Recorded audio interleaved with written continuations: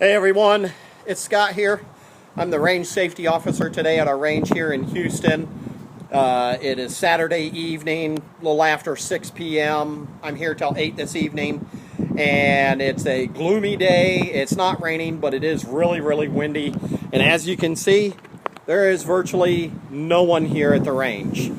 So what I'm going to do is I'm going to take advantage of this solitary time for myself and get a little bit of shooting in. So what we're going to do today is we've set up a couple of targets downrange about 15 yards, and we're going to shoot the Glock 22. Now this is the Glock 22 third generation.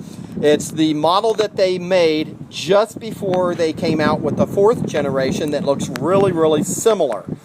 Now the difference between this generation, or this version of Generation 3 and a previous generation, is they've changed the serrations on here.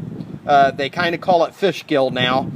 And they added a new type of texture on here that's called RTF, or rough texture. It's now referred to as rough texture 1 because on the fourth generation, people complained that type of texturing was a little bit like sandpaper, and it really was. So they changed the texturing on it. It's a little bit smoother.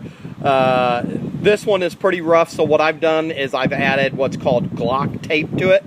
Smooth it out a little bit. The nice thing about the Glock 22, it's a little bit heavier than its smaller brother, the Glock 23. The capacity is a 15-round magazine. Again, I like the feel of the serrations on here. I like the feel of the grip.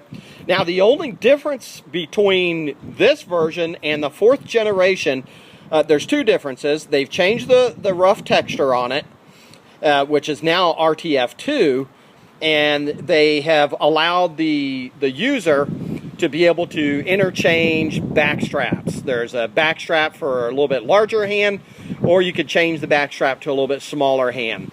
This one fits my hand perfectly. I have a little bit smaller hand.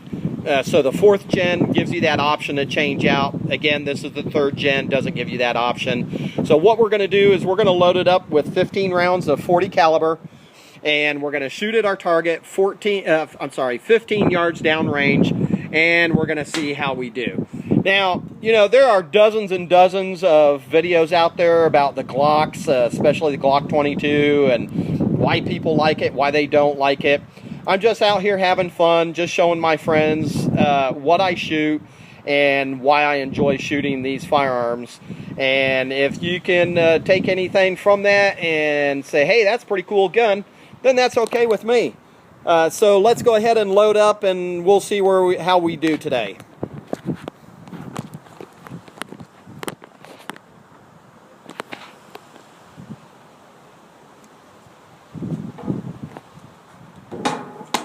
Whoops, and my phone fell over.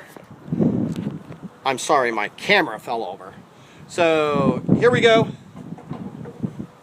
We're going to go ahead and load, and as anytime you're at the range, as you know, but we will never stop saying it, you always make sure that the barrel of the gun, the muzzle of the gun, is always facing in a safe direction.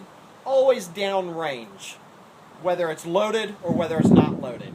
So I'm going to go ahead and put the magazine in, and we'll get started, and let's see how we do.